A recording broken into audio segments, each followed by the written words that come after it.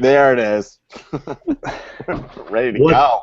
What's up, everybody? This is the Four Horsemen Fantasy Football Podcast. My name is Josh Romine.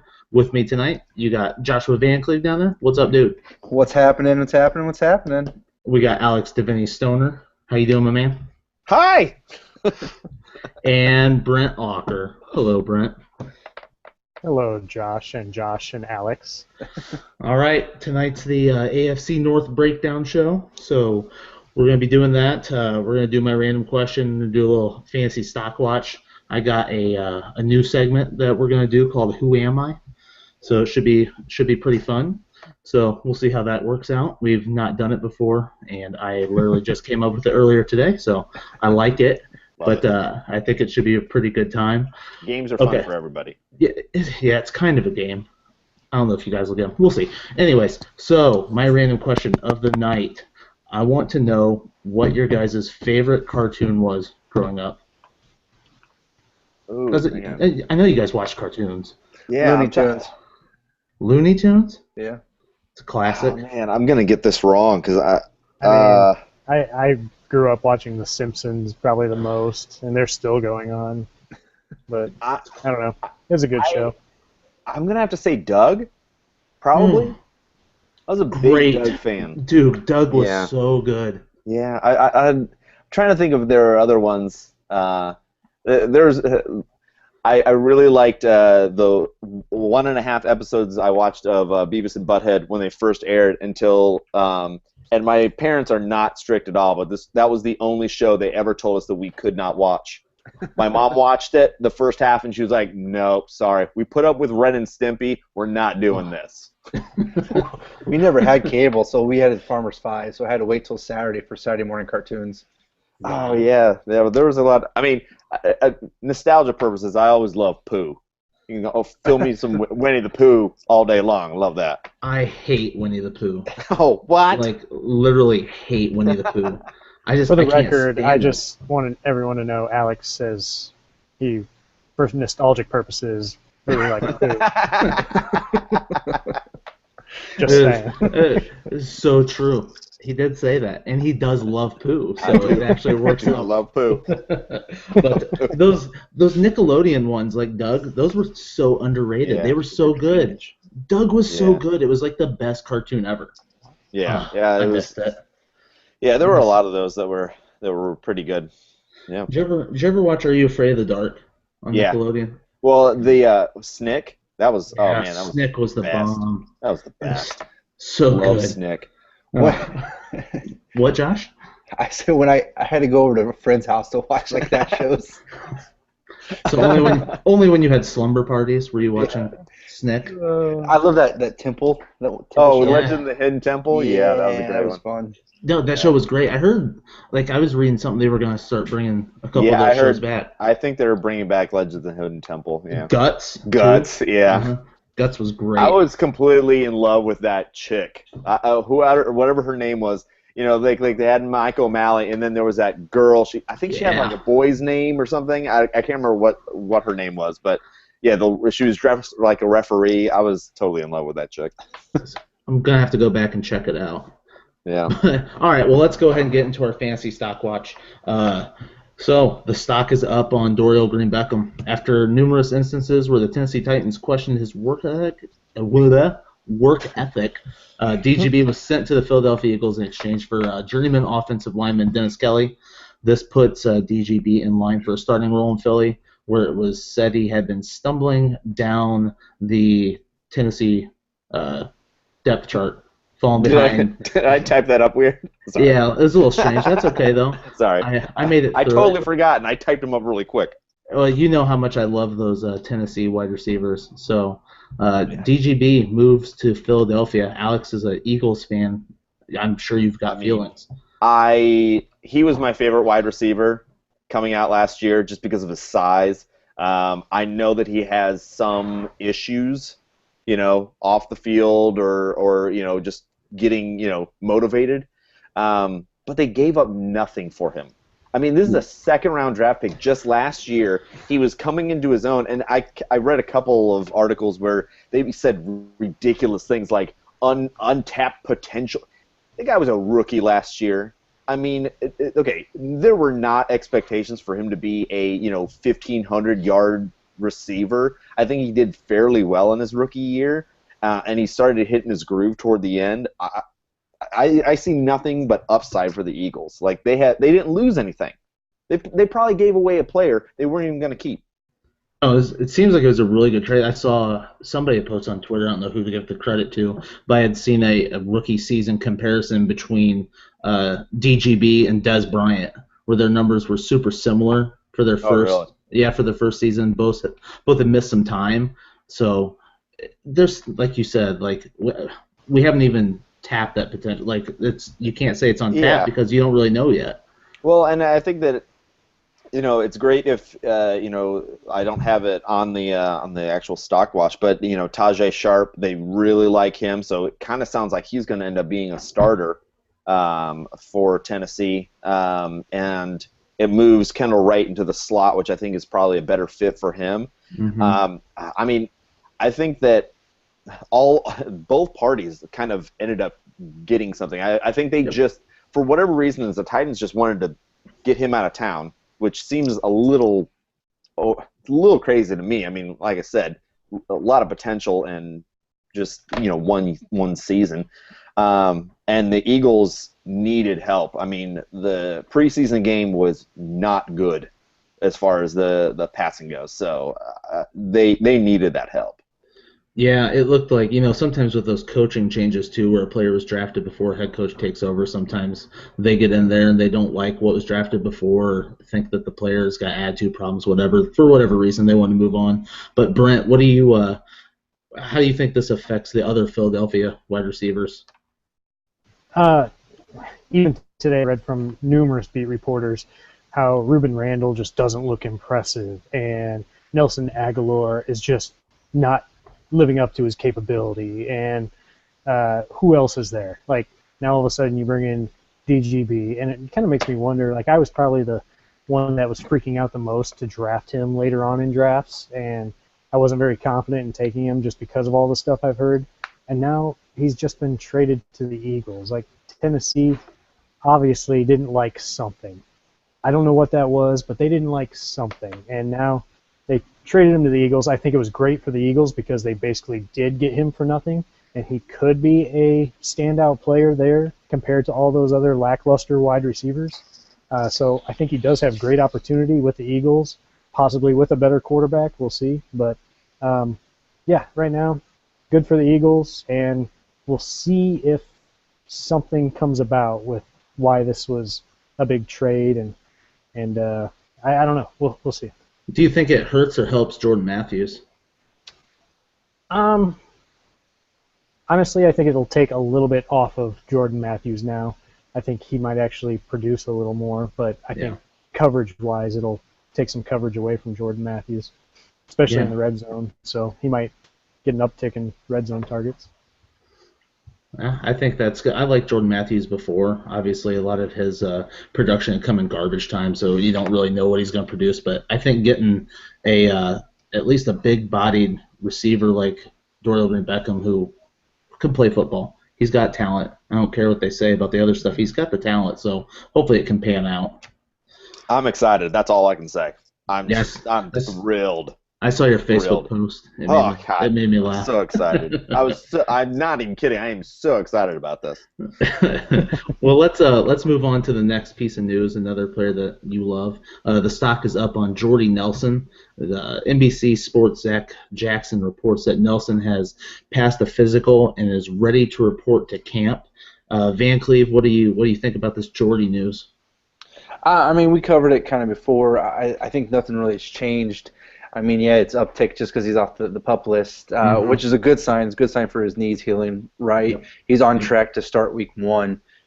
So that's got to get exciting, especially those Jordy Nelson owners. He's been working with Rodgers to get back in rhythm a lot. Everyone hearing a lot from beat writers that him and Aaron have been taking special time, going off on their own and kind of getting their timing down with that. So I think maybe the first couple of weeks there may be some timing issues, or just kind of he may kind of feel out like how good can his knee go, because he won't know till he goes game time, and I don't know if they're gonna push him back into preseason anyways. But the first couple games he'll probably like to see. All right, he'll know exactly how much he can do on that knee, and if he's full strength, full capabilities, like after week 1, I think that he could be back to his form. Yeah, I think Jordy Nelson we'll go with 3 40-yard touchdown catches in week 1. Huh. Put it on the board. Okay. You think? I hope it happens. I love Jordy Nelson. He seems like a good dude. They're fun to watch. He's exciting. Puts up a lot of big first half stats and then falls to the wayside later in the game. But he's definitely done some big things. Well, our final piece of news that we got, the stock is down. Surprise, surprise, on Colin Kaepernick.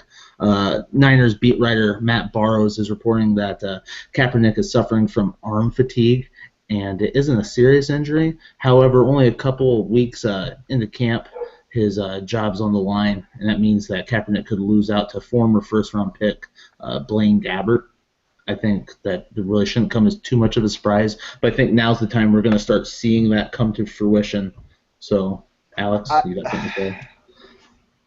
If you get beat by Blaine Gabbert, you don't belong in the NFL. I don't understand how Kaepernick it's like he doesn't care. Like, I mean, arm fatigue? How many other quarterbacks in the league have you heard are suffering from arm fatigue a couple of weeks into the season? That's poor conditioning. Like, get it together. I don't know. I think that he was kind of one of those guys, like, he has only relied on his raw talent, and that has won him games in the beginning of his career. Well, now, he needs to do something more, and he just can't. I just think he's kind of a bum player. I don't think he's a good team player. I don't think anybody cares about him. If you're going to lose to Blaine Gabbert, get off the team. Get out of the league. I think it's a little more serious than just arm fatigue. I was actually hearing that it's like a dead arm syndrome, which a lot of times you see that in baseball with the pitchers get dead arm syndrome. Yeah. It's with the rotary cuff, like where it's like repetitive motion, and it's like tissue built up and stuff. So, I mean, I don't know. I mean, I haven't heard much more after that. So it could be something with him. So, and he's not able to do it. And so if that's the case, I'd be worried about him not being able to come back from it. I don't know how often people can, if they have to have surgery on it or what. I mean, he might actually lose out to another first-round draft pick that they just signed in Christian Ponder. If you lose out to just Blaine Gabbert, that's bad. If you lose out to Blaine Gabbert and Christian Ponder, are you the worst quarterback in the league? You need to start making some different life choices. So. Okay. The thing is that players with injury is one thing. The problem is that this guy just doesn't.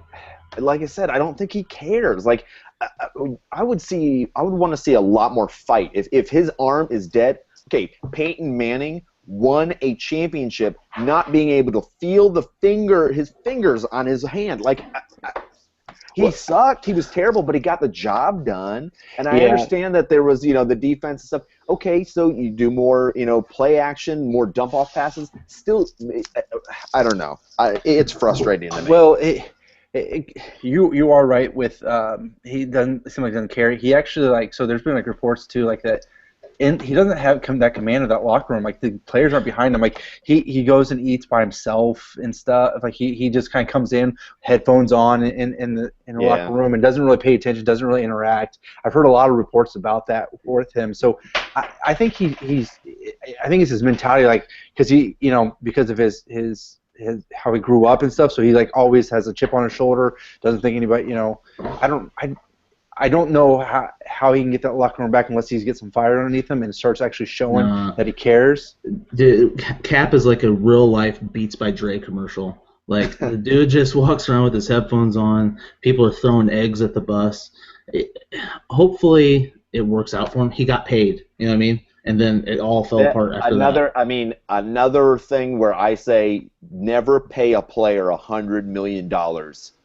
Just don't do it. Because he got that contract. He has not been the same player. Mm-hmm. All right, well, that's enough talking about Colin Kaepernick. I'm getting sick to my stomach. So let's move it on to our new segment, Who Am I? So I'm going to read a little statement. It'll be the answer, and then I want you guys to think about it and answer who you think I am. So Okay. I'm going to jump right into it. I'm going to do the first one here. So according to Fantasy Pros, I was the number 10 running back in standard leagues in 2015. Right now, by the same website, I'm being drafted as the 36th running back behind guys like Chris Ivory, Rashad Jennings, Justin Forsett. Who am I? Darren McFadden. Run DMC?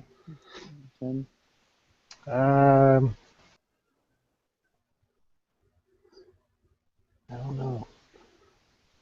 Give me Jeremy Hill. Jeremy Hill. Van Cleef, who you got?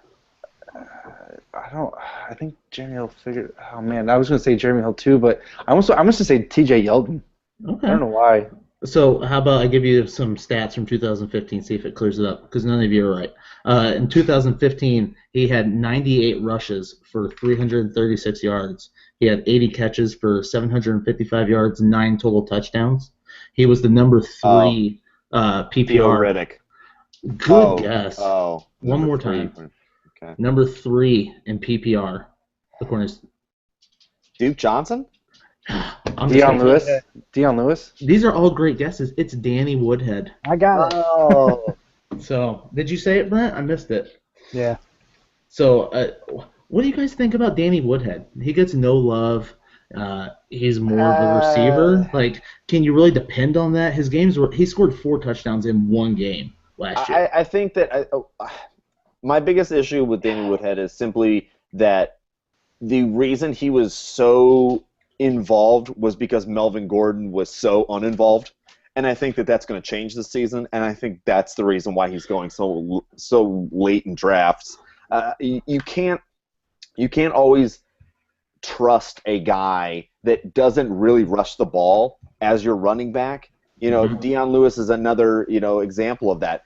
I don't want to trust him as one of my starters simply because if there are good linebackers, then he doesn't get a couple of passes, can't get the open field, then he's 3 for 13 stat line. Well, I can't trust him. People are still buying into. I'm not gonna say he's comparable to Gio, Duke Johnson, those guys. They're buying in that hype a little bit more. So how many rushes do you think Melvin Gordon's gonna get this year? If you had to put a number on it, you said that he. Honestly, I could see him 200, 250. Yeah, I was going to say 250 to maybe north of it. Yeah. Do you know how many he had last year? Was it 180? I'm going to say 180. 184. Very good. Oh, nice. So, yeah, very solid. So, I mean, they ran him, though, last year. That's the point. Like, yeah, he should see increased workload. He looked really good in that first preseason game. He looked stronger. I don't know. South of 200 is not that much. I mean, for as terrible as he was? Well, I mean, yeah, but I think that's kind of what led to the fact that he didn't go over 200. I just think that some of these teams go with hot hand, and I think that Danny Woodhead had the hot hand. I don't think he's going to be quite as involved this year, and I think that he also gets injured. He has had injuries in the past, I believe, and so I don't know. Yeah, he has had some injuries, but I mean, every year that he's played, his full season and been healthy, he's been a producing running back. So yeah, I don't know. I found it kind of be a little bit surprising, and with all the hype on Melvin Gordon, I still like it, but I wouldn't place him too far away from a Duke Johnson. I think that he's very similar. So if you're drafting in PPR, I think he's a safe running back too for you. So don't overlook Danny Woodhead, even if he's goofy. All right, let's move on to number 2. In 2014, I was the number 8 wide receiver in PPR leagues according to Fantasy Pros, even though I was the number 2 on my own team. Last year was a little rough with me finishing as the 26th wide receiver. This year I'm hoping to return to form, but in being drafted as the 20th receiver. Who am I? I will go Emmanuel Sanders. Anybody else care to guess? I was going to say Alan Hearns, but then you said no, he was. Yeah. They returned to form. Then no, that's not him. If I said fall from grace, then I would have been talking about Alan Hearns. I'll go Steve Smith. I don't know. I'll go Eric Decker. These are all great guesses as well, and all wrong. In 2014, this guy had 91 catches for 1,287 yards, 12 touchdowns. Last year, he went for 79 catches, 820 yards, 6 touchdowns. His wide receiver one in front of him was injured all last year. His quarterback had a little bit of a rough year. Golden Tate. These are guys I wanted you to guess, so you're wrong again. It's Randall Cobb. Okay. So this ties into the Jordy news a little bit. I thought it was good that it went with it. Like, what are you guys expecting out of Randall Cobb this year? I'm hoping for a lot. Honestly, I don't know. For some reason, I just don't like Randall Cobb. I don't know what it is. I just don't. I don't like the fact that when it counted, when he needed to be the player, he couldn't do it, and that just kind of makes me look at him as just such a role player. Well, I get that, but nobody else really around him stepped up either. So, like, do you think because him and Jordy had like a great take coverage off, but since it was Randall Cobb's show, like they kind of took that just the defense great wide receivers overcome, and he just didn't overcome. Yeah, and I think he was a smaller wide receiver, and he couldn't get off of press coverage either. So he was having trouble breaking free to even. By the time he broke free, the ball was already gone. But didn't you say that he was 2 years ago? He was the 10th best. Yeah, eighth best. Okay, 8th best. So that's a wide receiver one player. But all I'm saying is that if I'm drafting a guy. And that's the expectation, is that he's supposed to be a wide receiver one for my team. He's not. Because a wide receiver one can get it done no matter what. Yeah. So I think you're drafting Randall Cobb more based on situation. And I agreed with you very much, Alex, about this. Like, I was kind of backing off Randall Cobb this year. I didn't like that when it was his time to shine, he couldn't do it. But like Brent said, like reading about it, he struggled on coming off press. I think that he is a role player. He's another guy that got paid. Last year, I believe it was last off season, the year before. So what? Oh, you're right. And all I wanted to add to it is that's why I think we're like drafting him as your wide receiver 2, and if you get lucky, wide receiver 3. That's great. But I would not want him to be my wide receiver 1 because what if something happens to Jordy again? Yep. Yeah. Yes, you're drafting him because of situation, and you know that what that Green Bay offense has shown. I'd be drafting him as my wide receiver 2, maybe. I would love to have him as my wide receiver 3. And the more I was reading about it, the more I was like, I can buy into this as a wide receiver 3 with upside wide receiver 1 numbers if Jordan stays healthy. Like, he could be a producer. I'm okay investing in that. So that's what I'm hoping for this year. He's number 3 or 4, really. My 4, technically. Receiver. I don't own him in a single league, so I could literally care less. But for your sake, Van Cleve, I hope that he succeeds. So you don't mean that. I don't. You're right. I really don't. All right. Let's move on to our last one here. I'm 31 years old, and I still believe to be in the prime years of my. Greg Olson. No. I've thrown over 4,000 yards the last 5 seasons and finished the 2014 season as a number 7 ranked quarterback. Last year I took a step back. Matt Ryan. Jesus, you nailed it. You did. It's Matt Ryan. That one was too easy.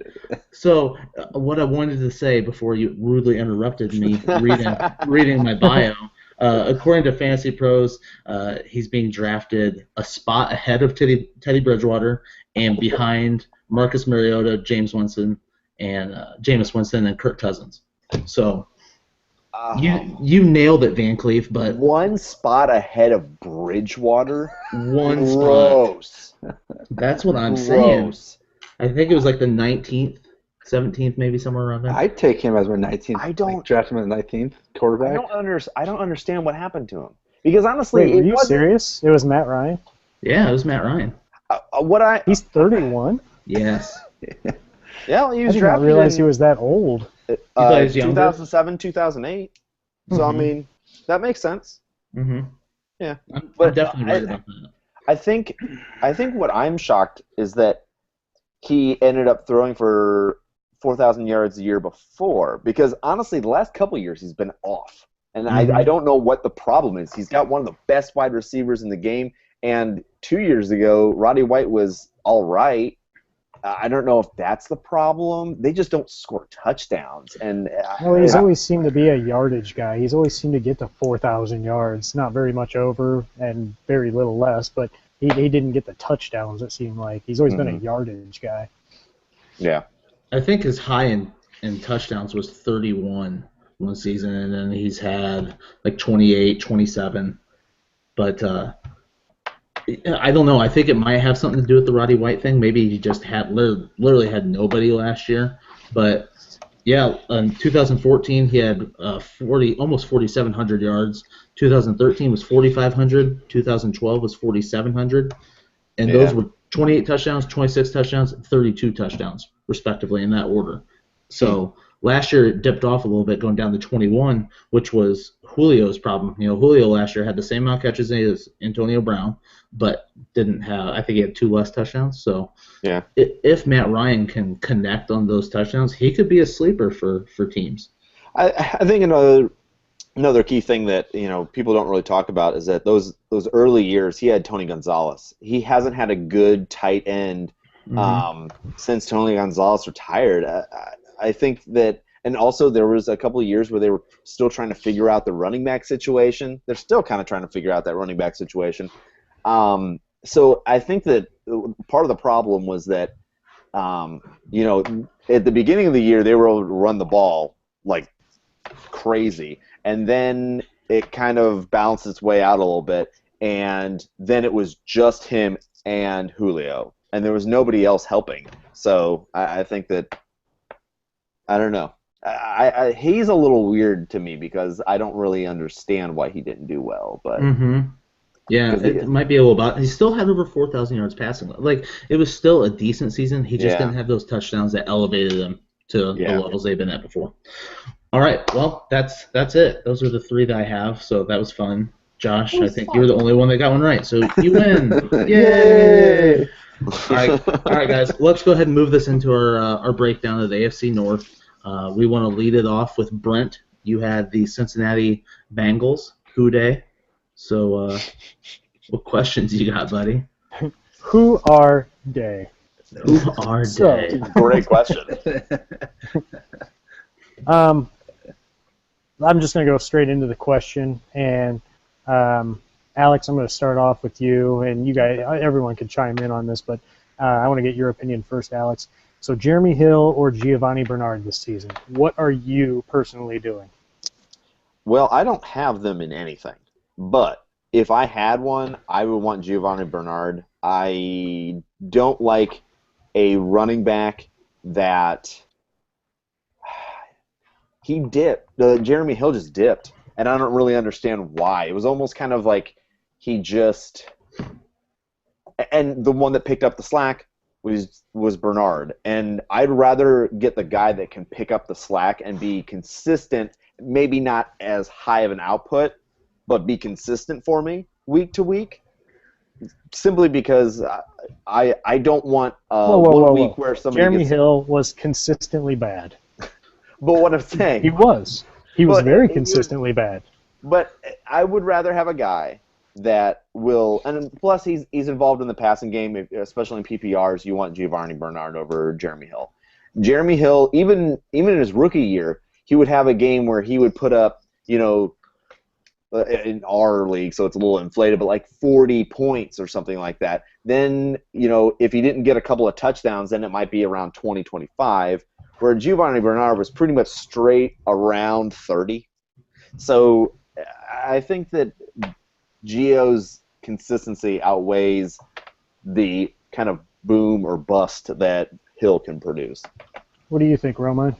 I disagree with Alex a little bit. I like that Jeremy Hill still got the goal line carries last year. I think there was something off with him. it just seemed like there was something last year, like he wasn't getting the yards per carry. Something seemed wrong. I don't know if he was dealing with an injury that was undisclosed or what the deal was, but if I'm choosing between those two guys strictly, I'm drafting Jeremy Hill before I go Giovanni Bernard. But when you don't know why he was like that. Why would you rather go with? Because I mean, it's what have you done for me lately? Why do you think that he will be what he was his rookie year and not what he was last year when we have no clue what was wrong with him last year? Why wouldn't you rather go after the guy that has been consistent for the last two and a half years? Well, I like to go with the guy that scores touchdowns. And how many touchdowns did Gio have last year? Well, let me tell you. For a PPR guy, Giovanni Bernard had 0 touchdowns receiving. How many total? 0. Total, he had 2. Yeah, not great. 2 rushing touchdowns. How about Jeremy Hill? Jeremy Hill had 12 total touchdowns, 11 rushing. He actually had 1 more receiving touchdown than Giovanni Bernard. Give me the touchdowns, baby. Which I found kind of shocking, because considering Giovanni Bernard is this PPR guy, but that's really all he got. He had like 49 receptions for about 450 yards receiving. But he was a much more efficient runner last year than Jeremy Hill was. His yards per carry average was way better. He had better rushing games overall, and he actually provided one 100-yard rushing game and another 100-yard passing game. Jeremy Hill didn't have one 100-yard game in any category. How about you, Van Cleve? Who would you take? Man, I like Jeremy Hill as a better runner, but Giovanni Bernard, though, I just feel like his numbers last year, just if I'm going with a running back that I feel that I know can score me consistent points, I feel that I have a better opportunity with Gio, because just as you say, he's an efficient runner, but yet he also has that ability to catch passes out of the ball. He's more of the pass catcher, so it adds another level to his game. Honestly, I don't. If I were the Bengals, and I know that Gio has can get an injury bug, but honestly, I would trade Hill out of town and just get a draft pick for him or something. I don't think they need 2. What? In this day in the NFL, you don't think they need 2 running backs? Honestly, okay, this day in the NFL, that's not a thing that you like. That's just because that's what teams are doing, not because it works better. It's because running backs get blown up. Have you seen Gio take any hits? The dude gets lit up out there. Okay, up. But what would you rather have? If you're drafting a player, what would you rather have? Bell cow.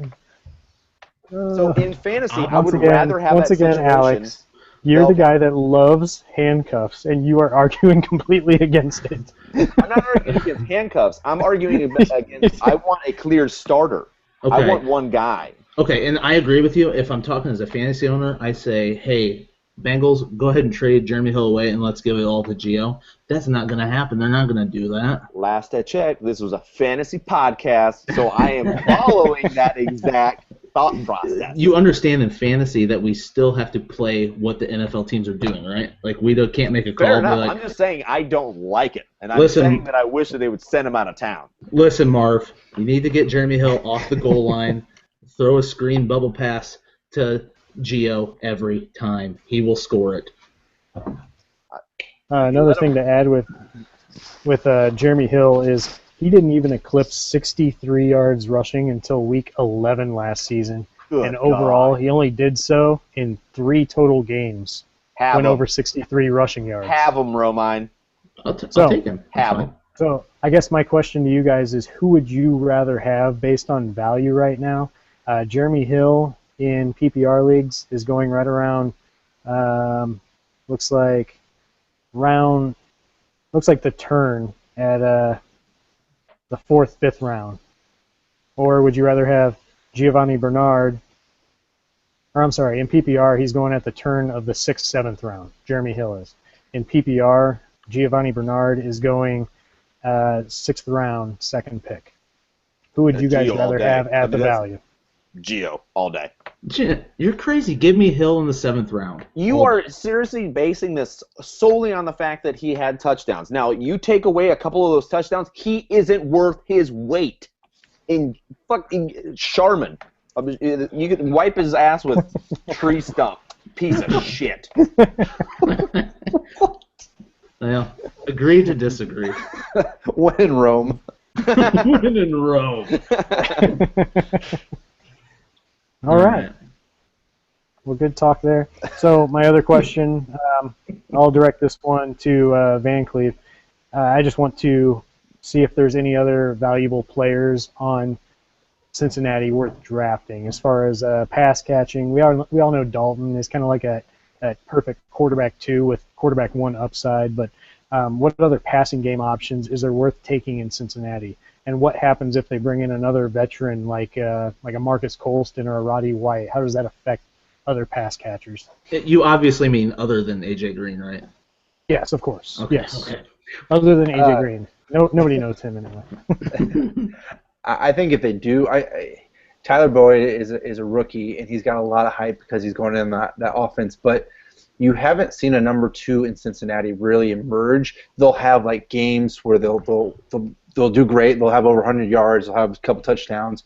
The only 2 really consistent pass catchers out of that offense is A.J. Green and Tyler Eifert last year was because of touchdowns. So if Tyler Eifert can continue catching those touchdowns, he's going to be another guy you'd want to look out for draft. Tyler Boyd, I believe his talent is better than Marvin Jones and Mohamed Sanu. Well, that'll be yet to see if it's just the offense they're running or if it's just the talent wasn't there for a number 2 to step up. So, but maybe a late round, I'd take a flyer on Tyler Boyd. If they bring in another veteran, that might help. I think it would help A.J. Green even more. But I really think that you're just, those 2 guys, Tyler Boyd and Tyler Eifert, you're looking forward to drafting. Yeah, Tyler Boyd is going in round 17. That's the average draft position right now. And Tyler Eifert, he's going right around the 6th or 7th round, depending on standard or PPR. He actually goes higher in a standard league, believe it or not. But that is something that is accurate because he doesn't catch a lot of passes. He catches a lot of touchdowns. I mean, you listen to Marcus Colston, Roddy White. I don't want anything to do with those guys. I agree with Van Cleve. I think that you gravitate toward rookies because you don't quite know the upside yet. You know what the bottom is, that they just, it's somebody you have on your team for a couple weeks and you get rid of. But because of where you can get him, I would go after Boyd and say maybe he could end up being a wide receiver 2 or maybe a wide receiver 3. If not, then you just cut him and you didn't really pay that much for him. Romine, do you have any other deep sleepers on Cincinnati's offense? Well, if you're trying to bait me into saying Brandon LaFell, you won't. I won't say it. I think Brandon LaFell. Didn't something just happen to him? He was. He got injured. Yeah, he just got injured. Nobody cares about him anyways. He's garbage. Anyway, I really don't think so. I mean, I'm staying away from Eifert, just FYI, even going where you said he was going. With that foot injury, it scares me. I don't know how the beginning of the season is going to be. Maybe I'll miss out on those touchdowns, but I don't know. Tyler Boyd, though, the 17th round, I'll buy that all day. Like you said, you're not investing in anything. All day. Not investing in anything, and he's definitely a talented kid. So wait and see. Stash him. I did. All right, Brent, you got anything else on the Bengals then? That wrap bad boy up. That's it. Well, guess who we get to talk about now? Alex is going to talk about the Cleveland Browns. Okay, the Cleveland Browns, I mean, I got picked to do this, I think, because I somehow have a passion for the Browns. This is kind of how I felt about both Jacksonville and Oakland last year. I think that the Browns are kind of that next team. The one big difference is there are some questions at quarterback. Now, this is kind of an out there question, and I don't know how much reading up you've done on Cody Kessler. He was taken the 3rd round, 31st pick, quarterback. If something happens to RG3, and whichever McCown, is it Luke? Whatever McCown. Josh. Josh McCown. Let's say he's hurt also. With the weapons around him, would you take a look at a guy like Cody Kessler? I mean, you don't take a quarterback, and that's pretty early for a quarterback to go, and then them never hoping to do anything with him. I mean, you get guys going much later in the draft, and they can end up at least starting. So, does he at any point? Would you ever take him in a dynasty league? Would you take him? Would you pick him up off waivers if RG3 went down? Is there any reason to look at this guy as because they do have a lot around him, and we'll get to that. But I just found that interesting that they've got this rookie that honestly nobody's talking about. I mean, that's probably because he's from USC, and the last couple of USC quarterbacks that have come around, let's say Matt Barkley or Mark Sanchez. I mean, some of those guys have just taken a big dump on their careers. John David Booty. Remember him? Minnesota. I think the last good one was probably Carson Palmer. Probably. I think it was. I think that I read somewhere that he was.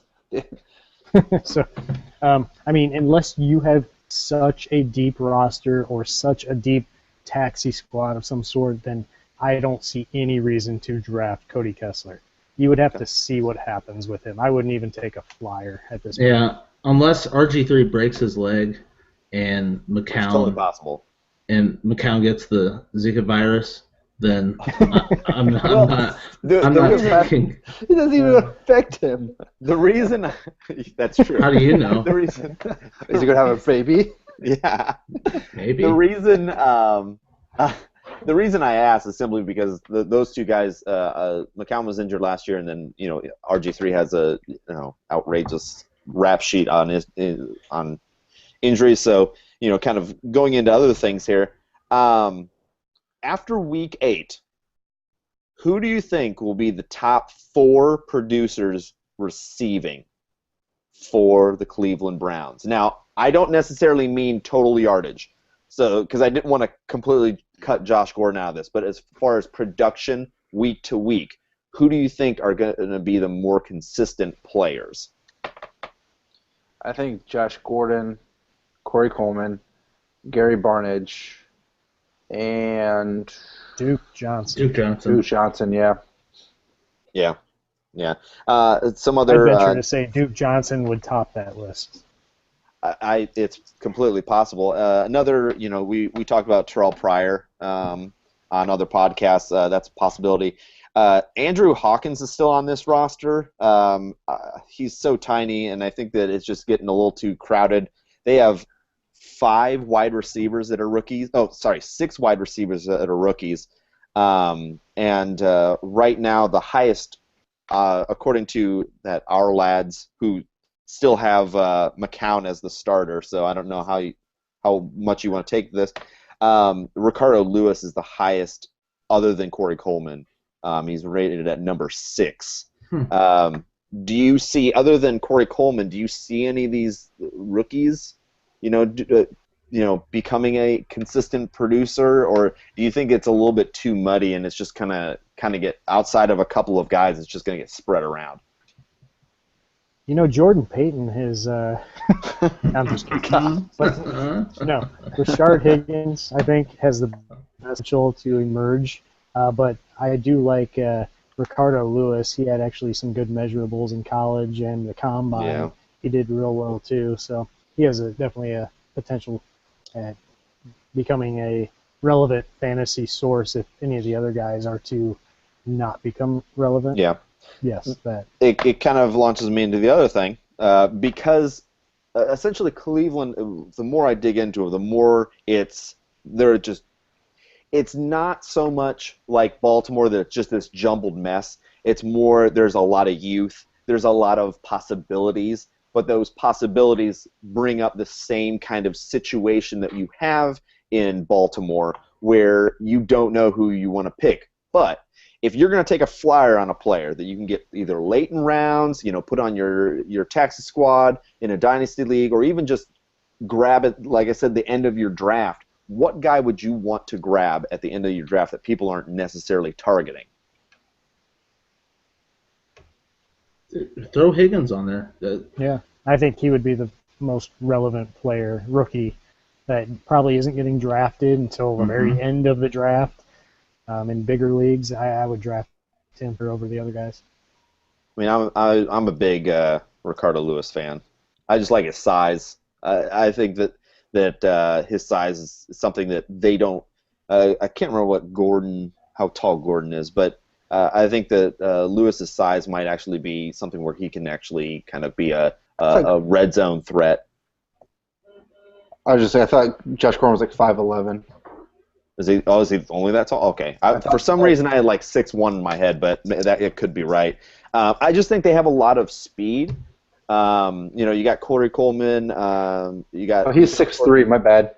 Oh, he's 6'3". Is he? Okay. So I mean, he's a bigger wide receiver, but so I just like Ricardo Lewis because Brent, you talked about the measurables and things like that, but also Rashard Higgins is another kind of highly touted, like that one of the next tiers. Like there's that big tier at the beginning where you got your Treadwells, your Colemans, and then after a while you kind of have this pool.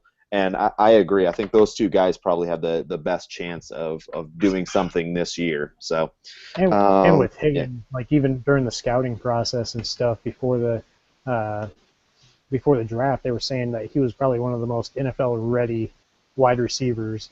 Like he was still raw, don't get me wrong, but I mean he had the most talent to become, like, to learn all the processes, the route trees and all that. He was one of the better wide receivers that was ready for the NFL. Real quick, have all of you watched Hard Knocks at this point? I've seen the first episode. Okay, Romine, it's on Plex. Watch it. I'll watch it. What's crazy to me is when they're calling the plays, how long those plays can get. Yeah, I did not realize that. That was crazy. where Jared Goff's trying to spit that out. Oh my God. Well, you know what's funny about that? Like, only a few words in that thing are actually mean something. Oh, really? Yeah, like their code names for stuff like that, especially in, like with the different things. Different words mean different like routes or different they're just. I don't think the whole thing means kind anything. of the Chip Kelly, like, holding up the weird random signs and all that kind of stuff was just basically a different version of that. Like, it was just doing weird things to kind of throw people off. Okay, all right. That's everything that I've got on the Browns. Honestly, this is one of those teams that I'm kind of excited to watch, but at the same time, I think they might be hindered by quarterback play because I don't see RG3 holding up all season.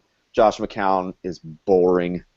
Looking at the stats, I'm still confused why they just gave up on Manziel. You know what? I don't care if my quarterback is getting drunk on a weekend and having sex with girls, as long as he's not completely getting into trouble and he's not, and he's still there. I mean, he was halfway decent. Well, you mean like drinking and driving and getting in fights with his girlfriend on the side of the road? I was just going to say that. I mean, and trashing people's houses. Like, getting assault cases. I get what you're saying, Alex, but dude, Johnny Manziel, hopefully he gets his stuff together. As a person, I hope he does. I understand the the off the field issues and stuff, but at the same time, it was just that he got cut for being a dumb kid off the field. And I mean, some of the stuff that we have done in our youth would have been prohibited by the NFL. I'm not saying it's an excuse. I'm just saying that I think they gave up on him way too quickly. I don't know, because I mean, all that publicity was coming with him. It was negative publicity. They drafted him with that. They drafted him with that. It just kept doing it. He said he'll get his act together, and he didn't. He went into rehab. And it's something you don't want to see in your quarterback. Your quarterback's supposed to be disciplined, and if he can't get himself straight, then how can you trust a quarterback to do that? Dude, your quarterback is the leader of that team. Yeah. And Johnny Manziel was not a leader. I mean, not to completely launch us into a Johnny Manziel thing, but why do you they drafted back in, or they traded into the round to get him? Why? Hype. They won't, because he's a star. He attracts people, just like Tebow did, but Manziel in a different way. They're just wanting a name for the people to sell tickets. In both cases, they weren't you knew that they weren't going to be NFL ready for maybe a couple of years, if ever, which in both cases, never possibly. With Johnny Manziel, we're not sure. But what's the point in taking those guys that aren't even close? I don't think that they thought that he was a project. I think that they watched his tape. He was a playmaker. That was what Johnny Manziel did, was he made plays. Did they get wrapped up into the Cam Newton play action kind of stuff, or read option way too much? Like, what is it? I don't understand. He does. He didn't have a playbook, from what I heard, and like they didn't really. They had like simple plays, and like they would call it to him like on during the game and stuff. At Texas A&M. Yeah. Yeah. It was the same thing. And so they couldn't he probably couldn't understand a playbook from the NFL. Didn't know how to do all that stuff. Well, I read reports like that he didn't even try, with the NFL playbook and whatever. That's like you said. That's enough talking about Johnny Manziel, man. I don't want to talk about it anymore. I know. It's just like teams send playbooks to the players. Like this is not like. And he used it as pass. He used it as a pass coaster. some of this stuff. Maybe I don't know. Okay, he used this to snort cocaine off of. But the thing is, he had to at least have some idea. There's no reason to draft a quarterback that is supposed to lead your team if he can't understand plays. How would? Okay. Okay. On the Johnny Manziel podcast that I'm going to be hosting later on this week, we'll dive into that. We're gonna move it along. One final thing about Johnny Manziel. Right now, I would take Tim Tebow over Johnny Manziel. So we don't need to talk about it, but I would. All right, Josh, I disagree, but I know on you your would. baseball team? No, on any team. Anyways, Van Cleve, you got the Pittsburgh Steelers, buddy. Yes, my much hated Pittsburgh Steelers. What you got? You hate them so much. Let's hear God, this. I got so much hate for them. I just can't stand it. So you guys, we've been hearing a lot of news out of the camp about Darius Green and his ankle, right? Well, and Coach Thompson keeps insisting that he's on the PUP list because of his ankle. But now there's rumors that he's got concussion headaches, that there may be retirement, they may cut him. There's a bunch of rumors going around that. I don't want to necessarily talk about Darius Green, but if he is out, who's the next guy up that you can trust? Do you even take the next guy up from Pittsburgh? I'll open that up to the floor. who is it? It's Jesse James. Jesse James. Yeah. Jesse Or James, the or porn the star? other David Johnson. Yeah. I mean, I think you have to wait and see. I don't think anybody's going to rush out and get that player. So you don't see him being drafted at all, even a late flyer? I don't know. I don't think so. There's way too many other tight ends. You're right, there is. And Jesse James, he was actually probably the second best tight end to come out of last year's class, right after Max Williams. He was probably the second most hyped, and I think he was either the second or third drafted tight end last year. But I mean, he's got some talent, and I think on Pittsburgh's offense, he could actually turn into something. That probably I don't means see it being very high ceiling. that probably means that he has a problem. If they brought in Ladarius Green, if they're obvious, they drafted him knowing that he was a fifth round draft pick. Okay, sure. Well, Yeah, they drafted him behind an old tight end they knew was going to be on his last year or so. So I'm betting they probably hoped that he would develop into something more. Maybe he isn't good on pass coverage or run blocking or something like that. Well, there has to be some issue with him. Well, I think a lot of what brought about the signing of Ladarius Green was because they knew Martavis Bryant was getting suspended. Yes. So they went out and signed him basically the same day that they found okay. out he was getting suspended. So it was more of a panic move in my mind than Okay. let's get someone to replace Heath Miller. I don't know if it was I don't think it was a panic move. I think they knew about it ahead of time, and this was preparation for it. I think. I don't know if because I knew that I heard that they've known about it for a while, and so that they then signed him just to help out with that passing game. But I want to know if there is something that's been not told from San Diego, from Ladarius, about these concussion headaches. Yeah. I definitely think it's from San Diego. Why didn't San Diego instead of keeping a guy that already knows your system, they let him walk out the door to draft somebody else that they have to coach quicker now because Antonio Gates, 35 years old, maybe a season or two left, and he didn't really play at a high level last year. So I have a feeling they were just like, no, we got to let this guy go. Well, we're not paying what they're I asking. thought I had read reports that it was completely undisclosed, that they didn't say anything about the concussion headaches, and that there was like possibilities of Pittsburgh going after that signing bonus and completely taking off with everything that they gave him. Is it really a player's? Is it their duty to notify, like, hey, I get headaches?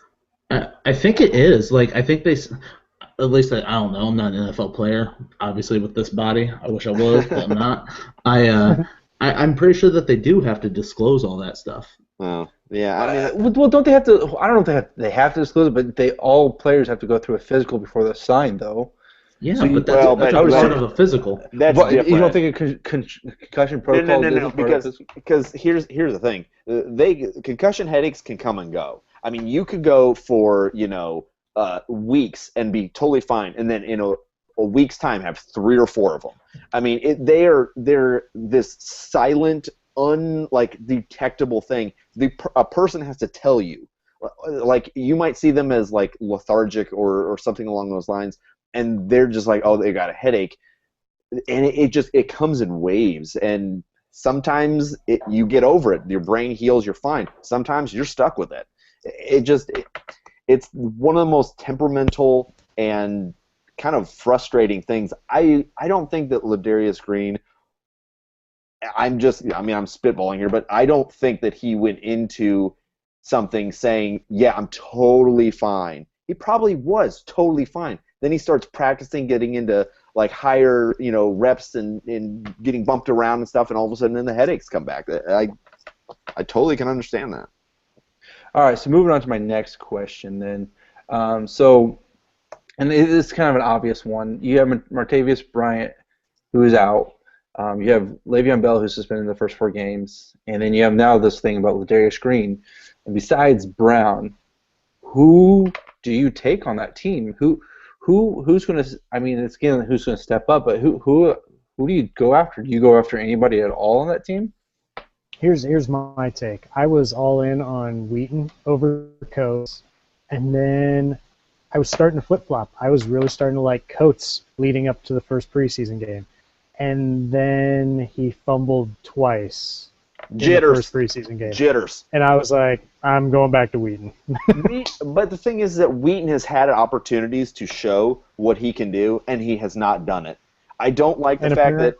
It was given an opportunity, and he fumbled it away. Okay, in a preseason game. Martavius Bryant came out of nowhere because Wheaton was not good. I mean, we're having this discussion 2 years later, when 2 years ago the same thing. Oh, Wheaton's going to step up. This is Wheaton's year. Well, I don't think so. I think that, and I'm not saying that Sammy Coates is a lock, but I don't think that Wheaton's going to get it done for sure. That to me, that almost seems like I just don't think he's a good football player. I don't know. I'm not saying that Marcus Wheaton's great, but I think it's 50-50 on Wheaton or Sammy Coates. Sammy Coates is obviously, there's a little bit more unknown. There's a little bit more raw talent that you haven't seen it yet. Those 2 fumbles in the preseason game, whatever. Like, that sucks. You don't want to see that. That doesn't get you on the right foot. But Darius Hayward-Bay had an awesome touchdown catch. Maybe he's going to get it next time. He's one of those guys that in limited amounts with Pittsburgh, it's probably been the best of his career. Yeah, didn't he have a streak last year that he was like having consistently touchdowns game for a game? Maybe. I don't know. I don't know what his game logs were like. But Hayward-Bay would be one of those guys that if he was going to excel in a system, this would be the system, and it's about time if he actually does. Because, I mean, when he was drafted in 2008, 2009? Somewhere around there? I think this is the most he's ever excelled in his career. Yeah. He didn't at Oakland, he didn't in Indy, and now in Pittsburgh he's actually doing something. Yeah. Yeah, this is his eighth season. Yeah. Wow. Yeah. Well, I mean, he was way overdrafted in the beginning. I think that part of the problem right there is that he went to a really bad Oakland team, and then I think that just kind of spun things out of control. And then by the time that he was sent to Indianapolis, I think the damage had already been done. I think that right now he's kind of working out maybe some of the kinks so he can be a role player for the Steelers. It would be cool if he came out and put up Martavius Bryant numbers. That would be really cool, but I don't think so. No, he didn't really have consistent games. He had 2 games over 74 yards and a touchdown in one of those. So nothing crazy.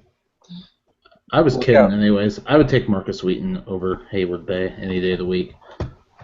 Yeah, probably. Yeah. I'd probably take Wheaton over Coates too at this point.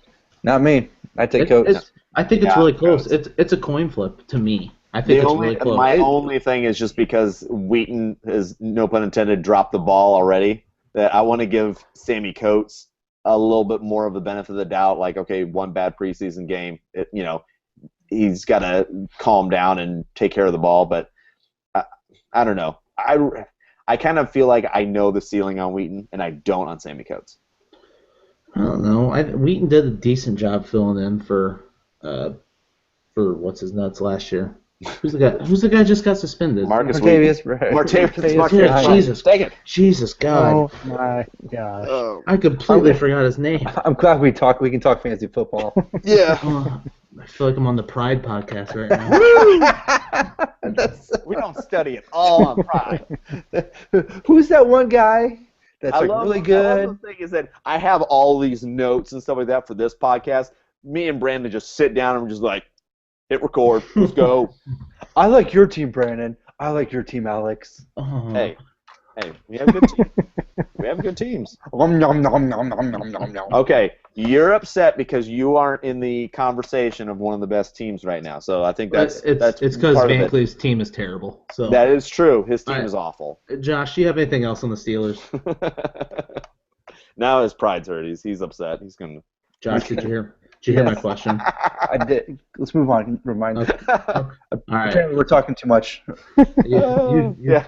The first time for everything. But all right, so I have the Baltimore Ravens. I got a couple questions, and then we'll move this along. So I don't want to move it along. What Ravens running back is going to lead the team in fantasy points for the 2016 Kenneth Dixon. Season? Oh. Bold. I'm on the Kenneth Dixon.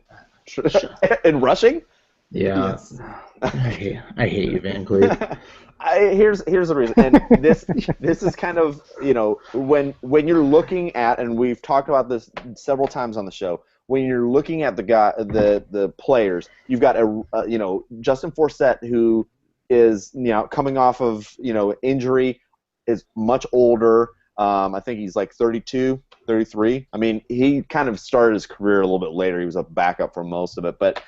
And then you've got a lot of guys that just kind of have puttered around. Terrence West is on his third team or something. I don't know. He's tearing it up this year. I'd rather take him, a flyer on him, and I think he could be the one who leading the rushing. You take Terrence West over Kenneth Dixon? I don't know. In Dynasty, probably not. In a redraft league, I probably would. For what I'm hearing out of camp, I mean, I would take. I like him better than Justin Forsett, to be honest. Even Justin Forsett is the starter. I just because if I want to take a flyer. What about Buck Allen? I mean, they have so many young running backs that it's like, who do you pick at this point? Like, who do you pick? I think Baltimore Ravens, they stock up on so many positions because they feel like everybody's going to get injured. Well, they kind of did last year. Yeah, I know. That's what I'm saying. I mean. I don't think all those running backs make the team though. No, I mean you even have the Taliaferro, which he was okay in spelling Forsett a couple of years ago, but I think he's on the pup, and I don't really he wasn't really that great, but I think you've got 4 guys that could carry the load, but at some point I could see one of them getting traded even. I don't think Kenneth Dixon, but I could see one of them getting traded. Maybe even Forsett. If Terrence West starts looking like he's going to take over a team that could use some veteran leadership at running back, I mean, you could get Forsett getting traded before week 1. So there's no love for Justin Forsett. No. I just think I feel like Age. yeah. It's age. I mean, but he doesn't have a lot of tread on those tires. Or like he hasn't worn a lot off. He still has it on there. Yeah. Well, I agree, but I think that he didn't look very good last year, even before he got injured, and I think that's kind of going to be a knock. It's like, okay, was that his falling off? Like, at the end of the season, would we have said, okay, he's fallen off, he's probably not – would he have kept his job last year? I'm not sure. It just didn't seem like he was having the season he had before, and it seemed like it was already starting to trend down. And so I don't know. I mean, he only had 641 rushing yards. How many games did he end up playing? Like 10, something like that. Yeah. I mean, it's not horrible, but it's also not great. Like, it wasn't – if you drafted him to be one of your starters, he was a little frustrating. I mean, he literally only had 2 games over 100 yards. Yeah. Yeah, and but the year before he was putting those I mean, somewhat that's 2 consistently. more than Jeremy Hill had. Funny. I don't know. He broke his wrist? Is that what happened to him last year? He broke something, right? I think it was his forearm. Forearm. I know it wasn't a leg injury, so Yeah. I don't know. I think that people are undercutting him. They're saying that he's going to start the season. Whatever. Terrence West is the darling of training camp, but if I'm drafting one of them, it's probably going to be Forsett, and it's not going to be till 10th round. Yeah, and you're getting him so late as a starting running back, which is great value. Or you could get him cheap in an auction draft. I mean, super cheap. Plenty of value. Yeah. He does have value where you can take him, and then the fact that he's projected to be a starter, I think that's where he is a nice buy because you can get him so late. But I just think that Kenneth Dixon is a little bit more of the well-rounded back that you are hoping for, and I think that the other guys have pieces. Like, I feel like Terrence West would be good in the passing game, and I think that, like, Buck Allen is really good in the passing game, but was really bad in the running game. So I feel like they need an actual runner, and I think that's Forsett, and I think that's Dixon. Yeah. So the thing with Dixon is I think they initially drafted him to be like the third down role, take over that pass catcher role because of his tremendous skills with catching the ball. But then this first preseason game, you kind of start to notice like schemes and trends and stuff like that. It's almost like they were testing out Kenneth Dixon's running ability, and he passed with flying colors in that first preseason game. Yeah, I think he rushed the ball like 7 times for 35 yards or something. He did pretty well in rushing. Yeah. So maybe they're just testing him, getting him ready to go to see if they can give him the ball to carry the load. Yeah. All right, well, that pretty much answered nothing. So the thing is, we don't really know. It could be anybody. Like I said, I think Forsett is the guy to own right now. I have no problem with he taking a flyer on Dixon. I like what he's shown. It's just that backfield scares me. So another thing that scares me, which the whole Ravens scare me, but what are your guys' expectations on their passing game this season? What do you think it's going to look like? I actually think it's going to improve. Nope. I think so because there's been reports out that Joe Flacco is really liking Mike Wallace. I think maybe just because he's a deep threat and Joe Flacco can bomb the ball really good.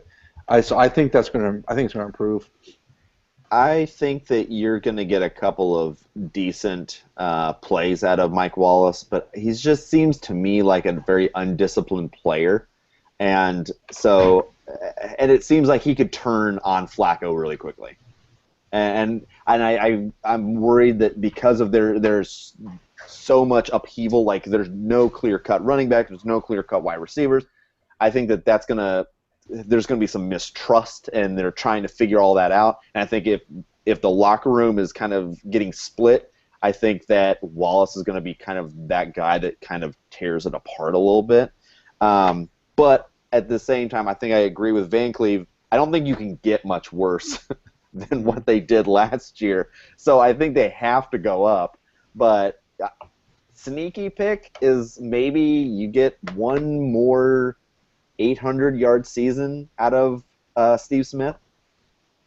Yeah, well, on the next podcast, you're going to hear that he came off the PUP list, or he's coming off the PUP list, but we haven't gotten into that really yet.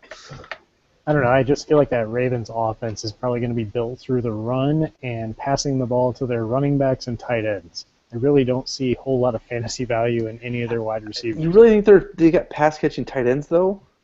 Yeah, they've They've got got Ben one. Watson, Max Williams. They've got Williams is a 4 blocker. tight ends. Yeah, I mean, I understand they have 4 tight ends. None of them emerged last year.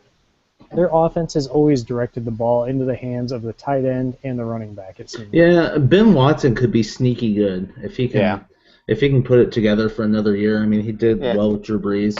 We all know what Flacco can do. So, and the thing with I was kind of getting at, I like that Josh, you brought up the Mike Wallace thing. That's what all the reports are now, is that it's great between Flacco and Wallace. Like you said, Alex, it could fall apart really quick, but who knows? Maybe he could bring, a Torrey Smith type season where he's that big play guy, do like a Deshaun Jackson type thing where he's hit or miss. But and I don't think he's going to be the consistent wide receiver. I think he's going to be a big play. He's going to draw that coverage. I think it's going to be Kamar Aiken that's going to get a lot of that from there, and also Steve Smith. If Wallace can put together a decent season and do what we're just talking about, I think that's where Kamar Aiken can go up into the 80s, 90s in the catches. Because I think that drawing that coverage, Aiken's not going to burn you. He's not going to be, an amazing, yardage guy. But I think that if he can put together, an 80, 90 catch season with over 1,000 yards and maybe 7 to 10 touchdowns, that's what you want, and you're going to get him at a decent value. So that's going to be amazing for you. I think that is what they need to do. Well, and that leads me into my next question. Then I think that you guys would agree that Kamar Aiken's probably the first wide receiver for Baltimore to come off the board in drafts right now. Yeah, right now. Where do you feel comfortable taking him? 11th round? 11th round? That's what I was going to say. I think that's a steal. Yeah. If he stays to the 11th round, I think you're probably going to have to draft him a little bit higher, maybe 9th. But 11th round, I think, is an absolute steal. Did he even go in our draft? Yeah, I'm sure. Yeah, he did. Yeah, he did. Who took him? I can't remember. Doesn't matter. I'm pretty sure he went. I'm pretty sure he went too, but it wasn't to me. But I don't know. I'd be okay with that. I think that he could be, like you said. I think the Wallace thing maybe has more of an effect on him. Opens up that field a little bit more for him to be a 90 catch receiver. So it just stretches the field. So absolutely.